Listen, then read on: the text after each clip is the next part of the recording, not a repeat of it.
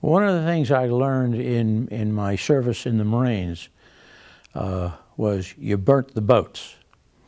Once you made a decision, there was no turning back. So failure was not an option. So I certainly had challenged myself many times in the Marines, and I challenged myself again. But I knew I had a fallback. I knew that I was capable of being a professional salesman. So if things were to go bad for me and I couldn't make a success of that, I could always get a job selling, whether it was shoes or shoelaces or shoe polish. I'd never let my family starve. What did it take for you to make your consulting business successful?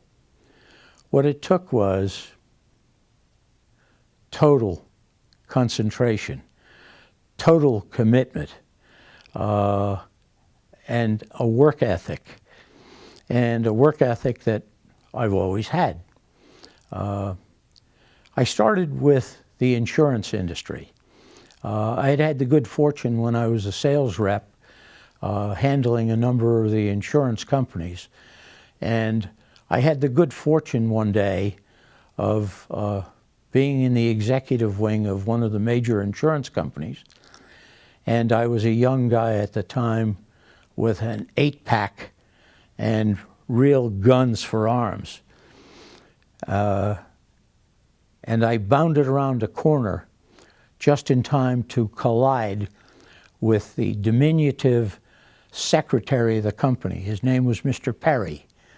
And when we collided, he went sailing on his backside. And that led to me being so upset. And I picked him up, and I was so apologetic, and he was very kind. He said, "Dick, it was great running into you." He said, "Frankly, you might be of help to me." He said, "I just got chewed by the president about something that's out of your bailiwick. It's something in California, but it's about telephony. And would you help me?" So I certainly agreed, and we went to his office, and he proceeded to tell me that being around the insurance industry, I certainly was aware that they had lots of money, but that budgets were cast in stone, and that they had just learned that morning that the building they were refurbishing as their Western Pacific office in San Francisco, that at the 11th hour and 59th minute, they learned that the telephone system could not be moved, and that it was going to require a budget deviation of a couple $100,000. And this is 50-some years ago. And he asked what I thought. And I said, I thought I should make a phone call, which I did. And I tracked down the sales rep out in San Francisco and concluded that he was lying. And I let him know that he was lying. And I let him know that I was 2 doors away from the president's office, and that I would be meeting with the president of the insurance company as soon as I concluded that call, and then persuaded him to change his mind about getting the system moved. That resulted in the secretary immediately running into the president's office and coming back to me and saying, "The president is so grateful and so apologetic that he can't meet with you now to thank you personally, but he wants to, and asked me to arrange a luncheon the next time you were in the building in his private dining room." Well, that came to pass. And I recall having lunch with this wonderful gentleman, and he said something to me that day that always has made me chuckle many times over the years.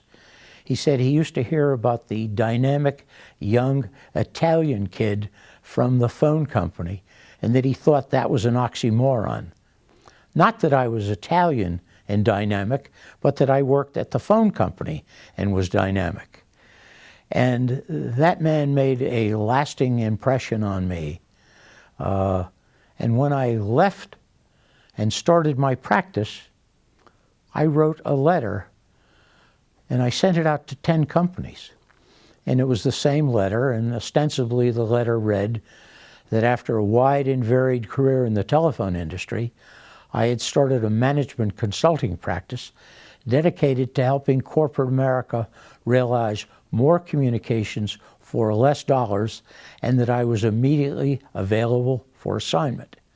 The next day, I got a call from a very polished woman who introduced herself as the secretary to Mr. So-and-so of such and such insurance company. And I grew very excited. And she said that Mr. So-and-so had just received my letter and read it with great interest and wanted to meet with me. And I very excitedly said, "Yes, ma'am. When would you like to set that appointment?" And she said, "Now." And I said, "Now?" And I hung up on her. I was so out of sorts. It was ridiculous. But I was so embarrassed, and I called her back immediately. And I said, "May I still come?" And she said, "Of course." And I then drove at warp speed to Hartford, Connecticut, and I was ushered into the office of the president of the insurance company, the gentleman whom I had had lunch with. And I had this wonderful privilege of having a 20-minute conversation and then having that man stand up and reach across the desk and stick his hand out and say, "Dick, I want you to know that I would like Aetna to be your first client." That was an auspicious way to start a business. Not only did that gentleman become my first client, he became my mentor. And he also became the dad I never had. I had a father, but I didn't have a dad, and this man became my dad. And he taught me many, many things I never would have learned in college. He taught me things about business. He taught me things about morals and ethics and integrity. And he opened doors for me that were fantastic. I then got to consult for dozens of insurance companies and half of Wall Street and all of Madison Avenue, and for oil companies and universities like Yale, Harvard, Duke, Princeton, and Dartmouth.